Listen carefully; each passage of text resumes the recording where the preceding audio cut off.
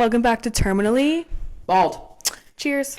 Cheers. We have our agua today. I'm not drinking the non-alcoholic beer. Yeah, we have water, not sponsored by Zephyr Hills. Are you not drinking? Oh, sorry, bad luck. I think we should tell people about the all the subscribe. We've got so much money coming in. Oh yeah, from so the show. much. This water's from. Oh wait, we bought a new digital camera. Yeah, we did. We bought a new digital camera. And we were gonna use it tonight, but we were having some complications with the sound. We had to buy a new cord, like plug for the camera, because there's like a buzzing noise, and I was like, if I was a consumer of this podcast, I would be annoyed. Well, so we're using my computer. Yeah. However, we're joking about the money for the. I wasn't kidding. I've been pocketing the sponsorship money. Nice. Yeah, I haven't told you about it. Really? Yeah, he paid for that camera out of his pocket, and I'm pocketing all the other IRS, money. are you watching? IRS, are you? Well, I don't know. YouTube, whatever. They would probably monitor all that. Happy Friday, everybody. Great weekend coming up. I got a great weekend coming up. He does. It's the funniest thing about it, and I don't want to discount it because it's very kind, but so many people want to visit. They want to come see me and want to do things with me. It's funny. It is funny because it's almost like I'm dying tomorrow. It's funny. Anyway. People just want to see you. I know, and I love it. I do love it. I do. I've gotten many calls. But anyway, so this weekend I'm playing golf at the Villages. I didn't know that's where you were going. Yeah, the Villages. He's going golfing. A few of my good friends were going there to play golf Friday evening because we can play after 5 because I have to work. I have to work for Climate First Bank. He's a working man.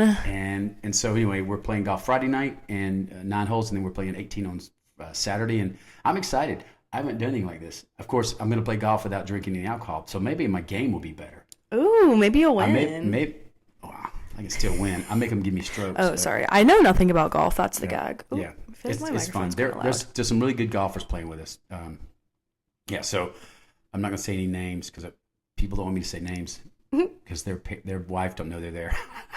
Hate that. I'm kidding. I'm joking. That was a joke. Yeah, the guys trip. I'm joking. I'm like, unless they like men, why would the wife really care? I'm joking. Unless they're none of that happened. But anyway, we are on our second podcast of the guest. Oh yeah, we're just doing a little intro this time again, like we did last time. Do you want to talk about who's going to be on this week? We're combining 2 people. Yes, we have Mr. Rodney Weaver. Mm-hmm.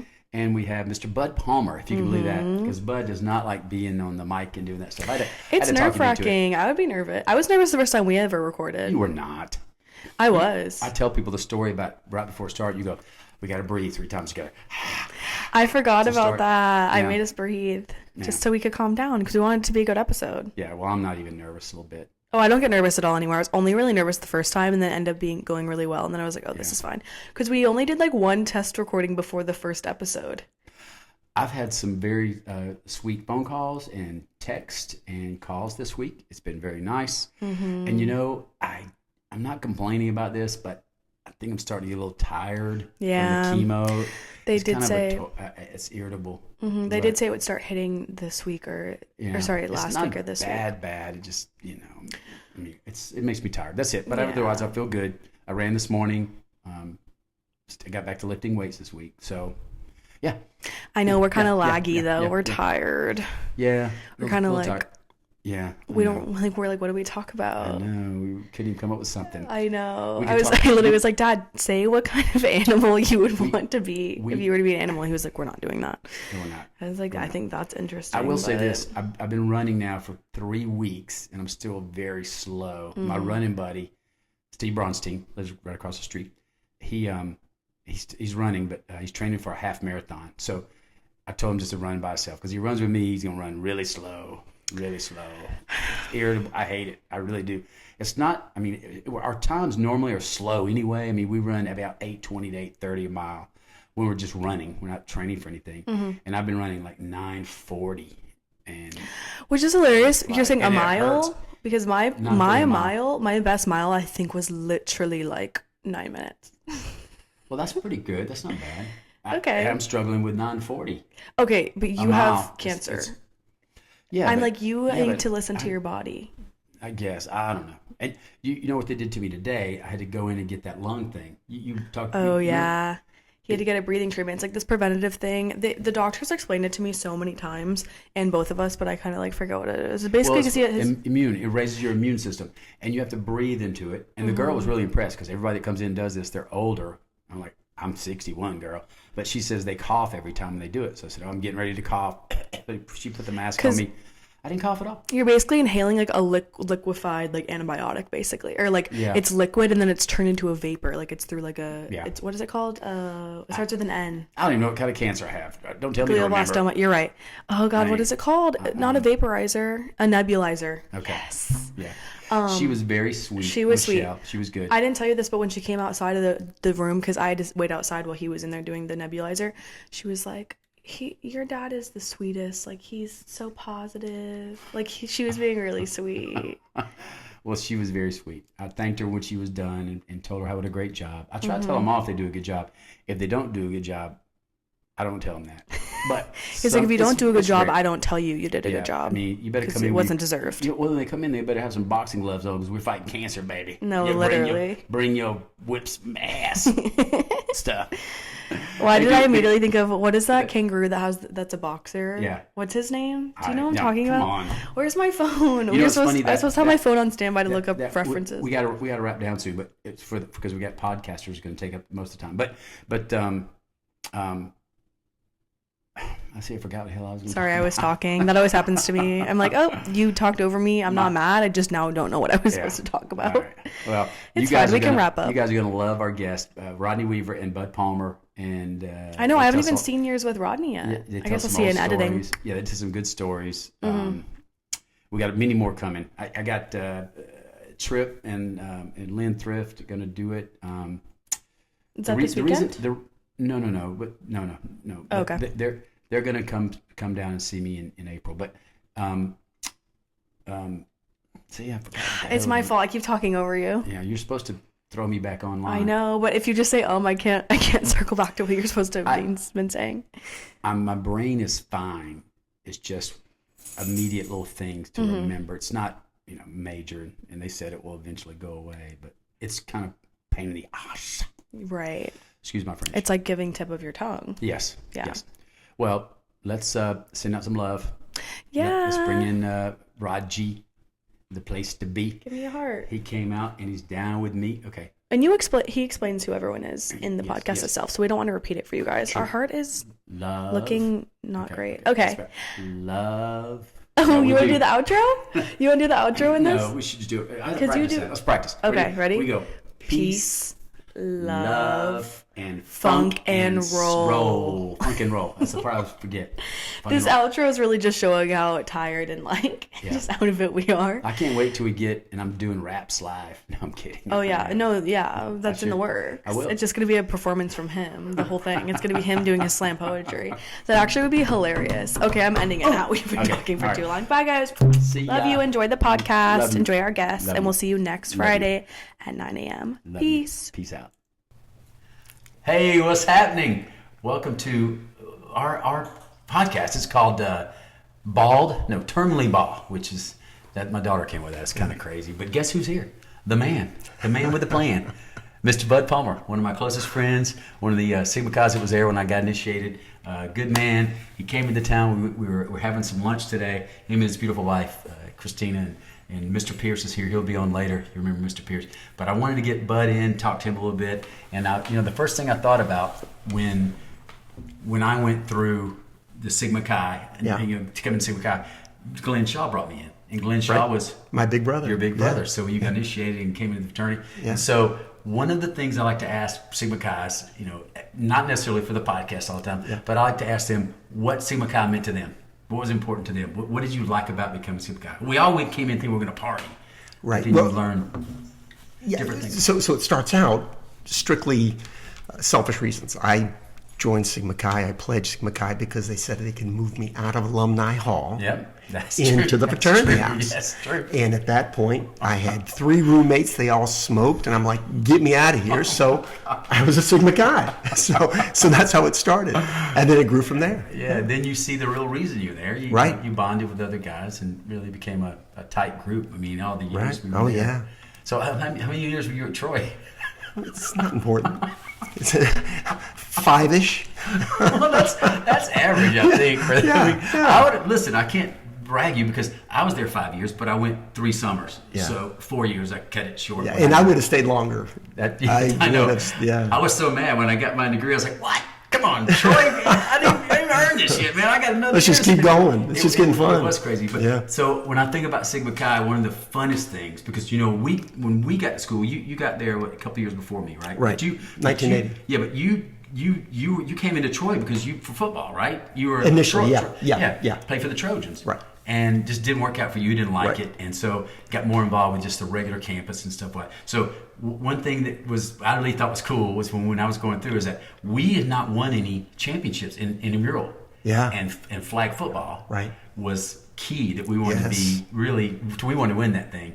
And so I played high school football. I come in for flag football. Yeah. And you played at Troy. Right. And you're like, this is flag football? But you know, the thing was, and it probably shouldn't have been so important, but intramurals was it. It wasn't academics. No, it was intramurals. In fact, I remember, so you were a pledge, and we were, so you were on the flag football team with us. Yep. And so, you know, twofold. Number one, we'd already gotten word when Jackie came in. We knew he was coming in already from some older little sisters. In fact, Jackie Young. Yes, who was a SAE big sister or little sister. So there was pressure pulling him that way. So at any rate, we really were trying to make sure that Jackie stayed with us. So we had, he pledged, we're football, intramural practice, and Jackie had knee surgery in high school. Yep. So he wore this rubber sleeve over his knee. I remember that. So after one of the practices, we're back at the fraternity house, and his rubber sleeve had ripped. And he was like, "Oh man," he said, "it ripped, and I don't know where I'm going to get another one because this was made for me, you know, as far as the size and everything else." Yeah. And I remember just saying, "Give it to me, and I'll sew it up for you." And in my mind, I'm thinking, number one, he was good at football, but number two, he needed to be a Sigma Chi. And I remember back in my room with a needle and thread that my mom had given me, sewing up a sweaty rubber knee sleeve, thinking, what am I doing? But anyway, sewed it up, and it held up the rest of the season, I think. I forgot about that. You know, we were talking about this story earlier. So I was a defensive back for the intramural team. And then, of course, I don't know, maybe it was the second year I was there. And they're like, "Jackie, you need to be a blocker and come out and be the fullback, right? And be the fullback for there." And you were the tailback, which you obviously were really fast because you got a scholarship in college to come play football. No scholarship. No scholarship. Oh, I thought you did. Well, anyway. Thanks for pointing that out, though. I'm laughing because I remember Glenn was our coach. Glenn Shaw was our coach for the team. And he's like, "All right, Jack, you got to block in the hole and blah, blah, blah." And they give the football to Bud. And Bud literally shoves me down because I'm so damn slow. He's like, "Get out of my way." We come back to the hill and goes, "Just get out of my way, Jack." I'm like, "Oh, crap, I got to get out of his way." But that was funny. And then we went on to win the championships, man. We went on and did some big things in football especially. That was our first championship, right? Yeah. And then we won intramurals for fraternity, but we also won the whole campus. The all sports trophy. Yes, for the whole thing. It was big time. So we had a lot of fun, and we y'all have already heard some of my stories that I told about Mr. Palmer. We went to pick Trip Garner up in Montgomery, which is probably shouldn't have told that story. That was really embarrassing for me. But you know, you see this good-looking man. He was Jackie that night. And when Jackie told that story, he didn't really. I didn't go into detail. No. He basically we're walking up to the front door. Okay, Jackie, Neil, and I are driving up from Troy to Montgomery to pick up Trip Garner, great guy, who was staying with his minister at his house. We're picking him up and bringing him back to Troy for the weekend. And we drank a little bit on the way down. And so we get to the driveway, we're walking up to the front door, and Jackie realizes he is too intoxicated. So right then he decides, "Okay, bud, you're me, I'll be you. This will work out." So the door opens right then. So as soon as the door opens, you're Jackie. I'm Jackie, and this Jackie runs to the bathroom and camps out the rest of the night. So I'm out there trying to talk with the pastor and Trip's never seen me before, as Jackie. Yeah, talking about awkward. Well, I was asleep till Neil came and woke me up. But Trip was really pretty good at saying, Oh, yeah. hi, Jackie. How Tripp's are you, a buddy? great Good to guy. see you. Great guy. He is a great guy. He's been through a lot with me and seen a bunch of trouble. But Tripp wasn't perfect either. I'll tell some of his stories later. No, I won't tell them. He's running for a commissioner. Oh, Isn't that I see that. I definitely can see that. Absolutely. Yeah, so he's going to win that thing because he's a smart man. He's good for the community. But I could, me and Bud, we've been through so much together with the fraternity and outside life and everything. And so I wanted to make sure he was on the podcast and let my grandson, which he sees later on, my friends, they were good people. And I love him very much. I love it. I love you so too. Thanks for coming, brother. Oh, thanks absolutely. for being on the show. Yes. Now you can breathe. They're like, he was all stressing out about it. Bud's like, I didn't want to do that. Jack, he doesn't give us much notice. Yeah, but see how easy it was? We're just talking, man. Yeah. We're just chilling. That's what it's all about. Absolutely. Anyway, peace out. See you guys. Love you. Bye. Hey, greetings from Termley Ball. What's happening? Believe it or not, we have another very special guest that made it into town. Wanted to be on the show. He really didn't, but I told him he's got to be on the show when he comes to visit. Believe it or not, he's way bigger than me, but my little brother, Rodney G. Weaver, is in the house. What's up, Rod? Man, what's up, Jack? How was your drive? How was your drive to Florida? It was awesome. 6.5 hours. That's only 6.5 hours. Yeah. That's a lot. It was fun. It was. Yeah. But anyway, Rodney and I met back in 83? When did you 84. come to? When did you? 84. Fall of 84. Yeah. So Rodney's a Sigma Chi, and we met, like I said, fall of 84. You got initiated in winter of 85.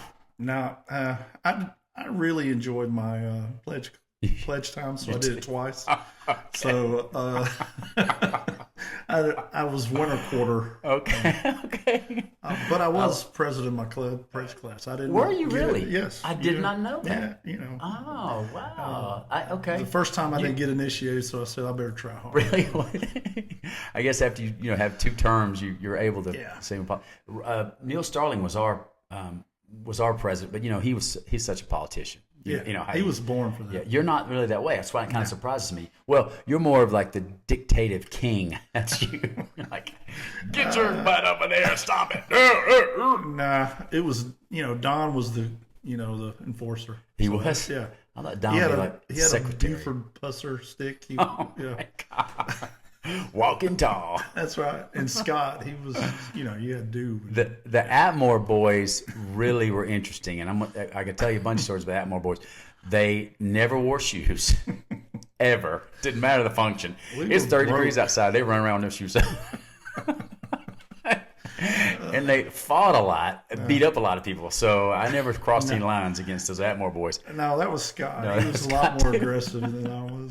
Yeah, we're gonna have. He's gonna be on the show too. He's coming up in a couple of weeks, so he's gonna be on the show. But anyway, so when through going to Troy, right? So when did you play some athletics there? Where you were on the football team with me, right? Yep, yeah. Played on the football team, the softball team, the basketball team. You were a tight end. You were I played center. It's a center receiver type. So wasn't there a game we played in where you missed a ball for a touchdown? I knew you were going to bring that up. I like you, Joe. Yeah. Oh, I don't remember. It was. Listen, you remember. I will say this about that. Yeah. I played in that game. Yeah. And to me, it wasn't a big deal. I don't know why they made such a big deal. Who was the quarterback? For our team at the time? Yeah. I think it was Wyatt. Was it Jim Wyatt? Yeah. Because I remember. It was a very poorly thrown ball. It had to be. It had to be. Because I just remember some people on the team got upset, and I was like going, wait a minute. It wasn't a big deal to me. I didn't think it was a big deal. Well, we ended up winning the championship. We did. We won it all. Yeah. That's the year we won the Bud was telling me about. I forgot what the all sports for the whole campus. That's right. Not just the Greek. We made the playoffs and won the championship. Yes. Even though we lost that game. Yes. I think Brian Snyder's the one that gave me the most grief of. Did he really? Yeah. Yeah, he never really liked that guy. He was a sore loser, man. B. Snyder. Yeah, no. I got hit in a bad spot. It hit me in the hands. And, really? But, normally I'd catch it. Well, it had to have some grease on the ball or something. Yeah. And Jim, he threw a lot of ducks, He did. He Jim was he was running around squirrely in the backfield trying to not get tackled, not get sacked. That's right. He was, and he's kind of height challenged. And yes. I didn't see it. Well, I can't say anything. Minute, I can't say anything because me and Just Jim are kidding, Jim. close in height. You threw a great ball, Jim. Yeah. Take notes. No, and so as I recall too, so you've been married now for how long? How long have you been married? 32 years. Yeah, and you guys, did you date in college? No, we didn't. I thought you guys dated. Didn't meet her until right after. I met her at Seville Quarter after college. Oh, nice. Yeah. Seville Quarter, if you haven't heard of that, that's the other part of Church Street Station. Yeah, that's right. Which was in Mobile, right? Pensacola. Pensacola. In fact, remember that? We did a trip there. And y'all took me up to the DJ booth because I was working at Church Street Station in Phineas Fogg. Exactly. And we went to the Phineas Foggs there, and the DJ was like, he was so cool. He bought us drinks. It was great. Yeah, he bought us drinks. That was fun. We were talking about the job of being a DJ. So, all right, cool. So tell me some experiences. What are some things that you loved about Troy and going to school and being a Sigma Chi? My gosh, there's so many. Where do we start? We could talk about the night we pledged. With the Schwinn incident. I mean, oh my gosh! All you guys remember that? But, who was it that fell on that bike? It was Bud Stewart Palmer. Was it? Oh, he was just on the show. Yeah. So Bud fell down backwards down the stairs and went all the way to the bottom and didn't drop a drop of drink. Not at all. And he was wrapped up in a Schwinn at the bottom of the. Never forget that. He's got his arm through the frame and stuff. Yeah, the wheel was over his head. I heard that story. I wasn't there, but this was the apartment where y'all live, right? And it was, that was the bike was stored at the bottom. So Scott and I basically pledged that night, right? Scott do, yeah. Me and Scotty do, and Don was in the bed sleeping, and we yelled in there and said, "Don, we just pledged," and he said, "Who did we pledge?" They said Sigma Chi. He said, "Good. That sounds good." They have beer. They got beer. I'm in. Yeah. I was laughing because Bud told that story. I said, "Bud, man, why do you think you pledged Sigma Chi?" And he goes, "Well, I was living in Alumni Hall, and they said if I pledged, I could move into the fraternity house." Immediately, I was, "Oh, okay." Stewart. Man. So anyway, that's cool. So what's your favorite thing that you love about Sigma Chi? What is it? Easy brotherhood. The guys that we came through with just amazing. All of the guys. I mean, we of course our golf tournaments. What are we in our 33rd year? I think 33. Yeah, 34, like something like that. I forget, man. My brain is like forget. It's been so long, but we're there for each other, and it's amazing. It's always been that way. When I talked about Sigma Chi in the earlier podcast, I was saying how we took so much pride in being gentlemen. We took up for women if we felt like they were being treated badly. We respected and did things that, for the community, and just a lot of things that we did as men that still goes on today. That's that it rides in. Plus, like you just said, the bond that we have is just. We have. How many golfers are going to show up this year? You're part of it. Somewhere around. I think we're somewhere around 60. Somewhere around. Yeah, that's a big number. I mean, that is a big number for an annual. I didn't golf do trip. it this year, so I don't know exact numbers. We'd have to ask Neil. They didn't. They call you and get you to answer the tough questions, though. Yeah. Help put the teams together and stack the teams. So some of the guys can complain. I do remember. I can't. I'm not going to get into a long story about this, but I do remember when I was DJing. I think I was DJing St. Patty's Day, and you and Don and Scott do. Oh no! I see where this is going. They came to town. I'm not going down that road. It was a funny story though. I wish I could tell y'all. Yeah. But it was a good time. We had fun. Yeah. You guys would. I'm the DJ. And y'all would walk around like you own the place. Well, the bartenders would. You did. The bartenders would serve you whatever you wanted, and you'd say put it on my tab, and I was like, okay. I still owe you money from those days. I know I do.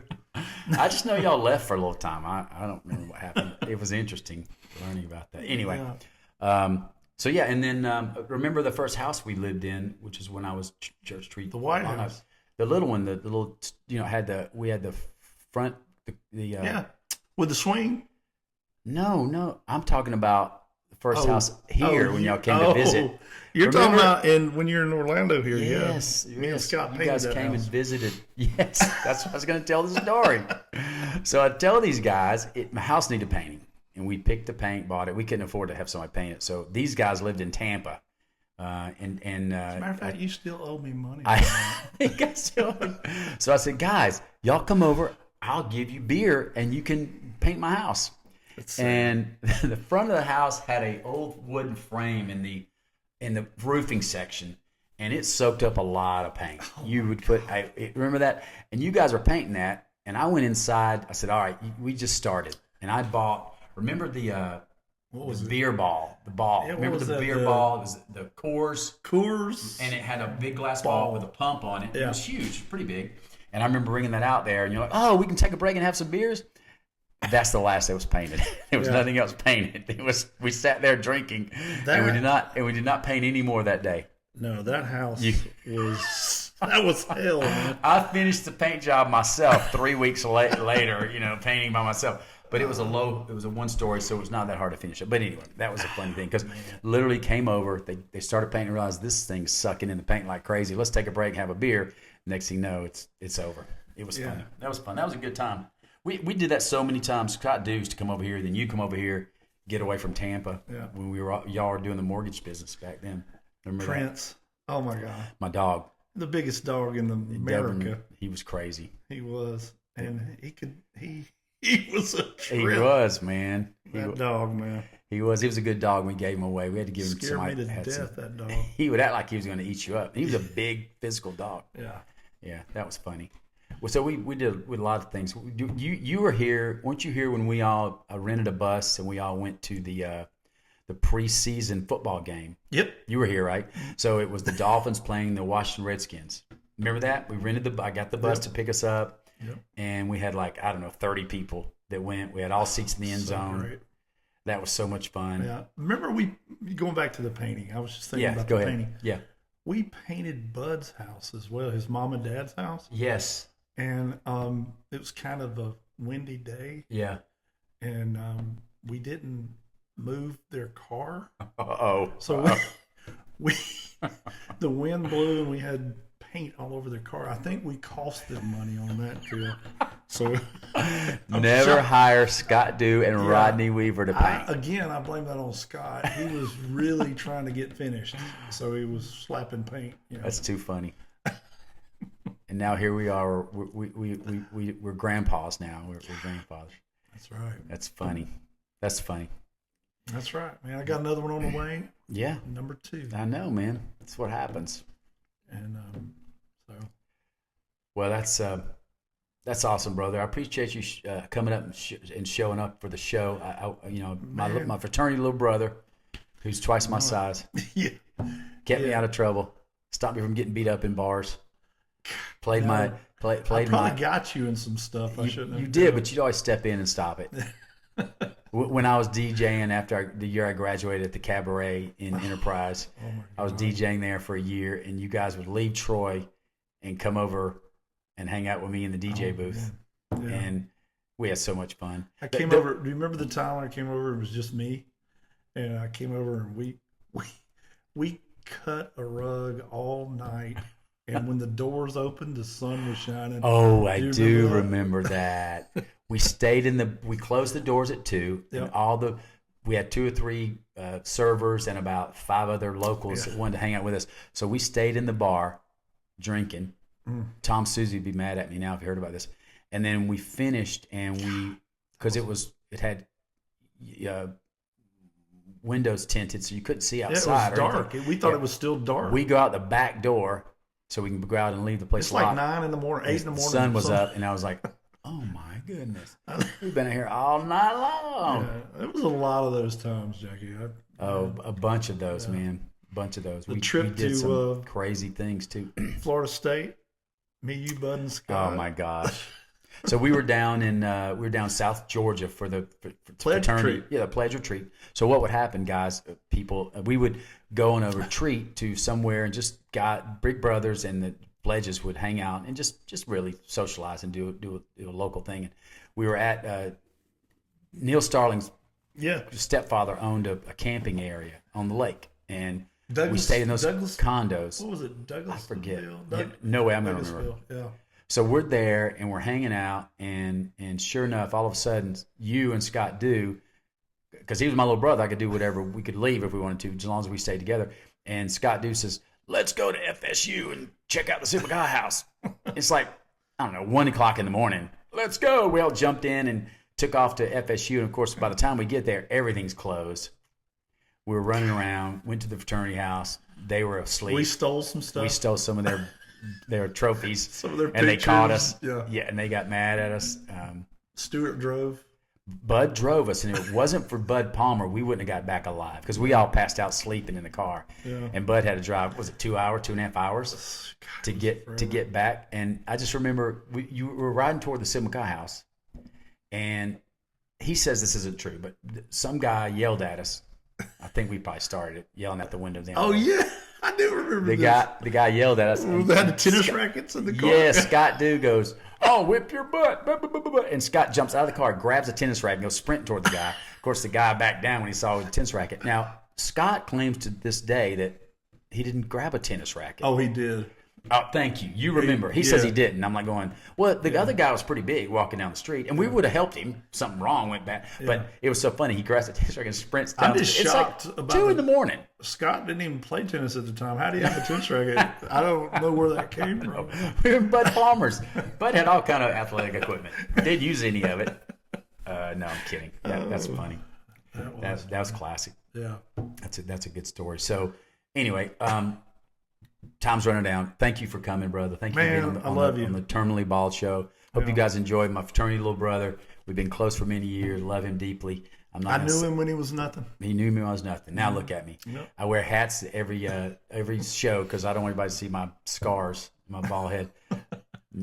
So anyway, thank you, brother. Love you, man. Thanks for coming. You got it. Peace out. See you guys. See you on the next show.